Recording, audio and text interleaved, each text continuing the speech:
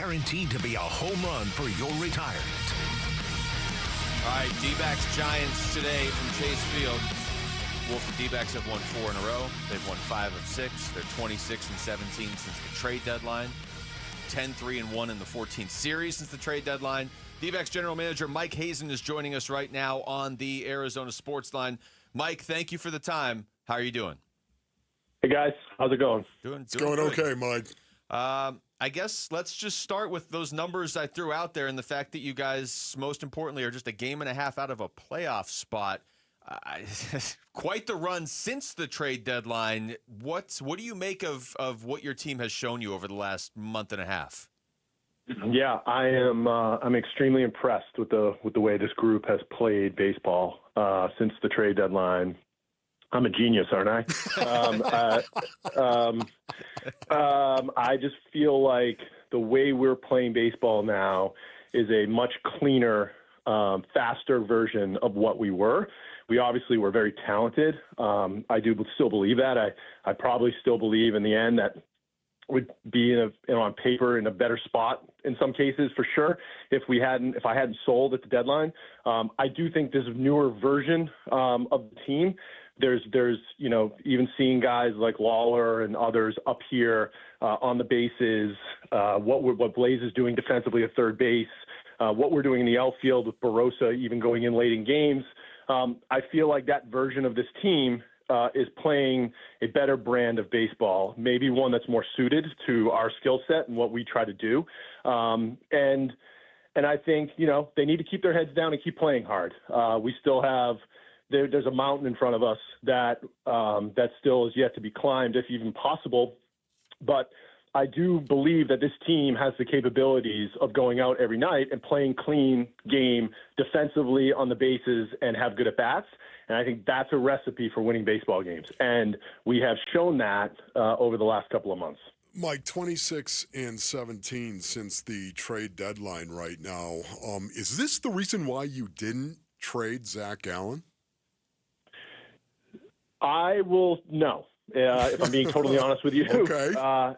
It looks like that now, and great, and what a decision. I'll tell you what the decision was, and I think I said it to you guys at the time because you asked me that question on the day after the deadline, and I think I'm going to answer the exact same way, which is this. Playing in the second half was extremely important to me. Having a good group of players that we still were going to have and playing good baseball was very important because I do not believe that, and I've said this, I think, fairly consistently, what happened in 2021 is not something that I take for granted and bouncing back from. Once the culture of losing sets in, it is a very hard thing to get out of young players' heads, in my opinion, that it's okay, you're in the big leagues, you're making a lot of money, the travel's great, your stats are going to get you paid, all good things, fine. But what about the winning part of it? And I was extremely concerned about that. I would have traded Zach if we got the right value for him just because of the situation we were in. But the reason I held the line that I held in terms of his value and what we felt like he was as a pitcher, and clearly he's turned it around as one of the best pitchers in the National League again, which we knew was there. That was not going to be an accident. It was just Zach getting going in another direction. That he was going to add more to this organization than what I was going to get for in a trade, and I just wasn't willing to drop that price. And that's the reason he didn't get traded. And sitting here today, yeah, I'm pretty thankful that he didn't get traded. Yeah, I think everybody is. We're talking to Mike Hazen. Mike, this is essentially, it feels like a playoff series right now against the Giants, and the one that starts later this week will feel like that as well. These are obviously huge games, and your lineup is different than it was 2 months ago, but it seems like your team has the timely hitting gene that teams that are successful this time of year have. Have you noticed that too? I think what we have, yes, it definitely feels that way, and I understand that. I think what we have, this lineup, while it's lost considerable power for sure, we took a 50 home run hitter out of it, among others. What's been replaced is contact and speed, and I think in these moments, when you have runners on base, and we do a good job of getting guys on base and grinding pitching, and we still have that skill set. I mean, Perdomo's the best in baseball at it.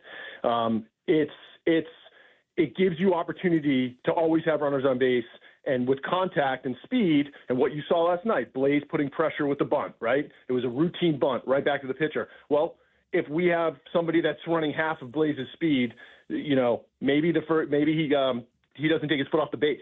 But because Blaze is standing right on top of him, it made that play a little bit more difficult. And that inch then put that pitcher in a bases loaded situation with nobody out instead of second and third and one out. All of these things compound during the course of a game. And yes, you have to take advantage of those things, but I think when you're pressing contact and speed, I think that adds a different element and gives defenders more things to have to worry about. And I think that's what this offense does. And I like that. We know that we like this style of brand of baseball. I think we're better suited to play this brand of baseball than wait for the 3-run home run, and forces our position players to stay more engaged 1 through 9 than Gino rescuing us with a 3-homer game. Right? I don't think going into any game, that's our expectation. When I think of any professional sport for the most part, I think of what happens out on the field or the diamond, what happens out there. It starts in the clubhouse. To me, this is just me once again. What changed in that clubhouse, if anything? Did anything change, Mike, inside the clubhouse at all after the trade deadline? It's a great question. Obviously, something did in terms of what's transpiring on the field, and I agree with you 1,000%. Yes, I do think what happens inside translates to going to outside. No, we never had a bad group. These guys have always gotten along. They've always worked extremely hard. It's one of the calling cards that Torrey has and his coaches have. I watch every day, and these guys, when we were sliding around the trading deadline or what we're doing now, it's the same level of work, and it's impressive, and I respect it, and it's frankly it's demanded, so it's fine. But they're doing that. I think this group of kids, and they they've connected with each other. They've all played with each other in the minor leagues. I think the brand of baseball is what's changed. I think what we have expected of them has changed. I think that's more than anything else. I don't think it's anything from a relationship standpoint.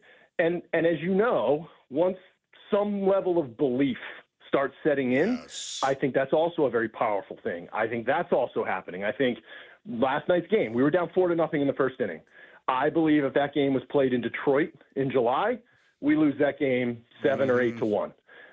But that's not the way that's going now, because I think people walk in the bottom of the first inning. And it's like, all right, let's get started. And I think that's what's happening. And that's a good thing for us. And I think it's a very dangerous position for other teams playing us to be in, and I'm sure that's the feeling that we're starting to give other teams. And I believe that's what, yes, you referenced playoff games. These are all playoff games for us. We have to win every game. There's not going to be any rest. The Mets are going to go on a run. And if we're going to have any chance to catch the Mets, we're going to have to play better. Mike, it's always great talking to you, especially right so now much, with all this going on. All right, Thank guys. you. I'll talk to you. All right, take sounds care. Good. That's Mike Hazen joining us right there on the Arizona Sports Line. We don't have a ton of time to react today, so we'll react tomorrow. Wolf. Something changed. But that is worth reacting to, and I love what he said. This has been a pet peeve of mine for years with teams that are just like, well, we'll just tank. We'll just tank for a few years. Well, we'll just tank. And then we're going to have a bunch of first and second year players and nothing else around them. What he said about once you let the culture of losing set in, it's really hard to get rid of it.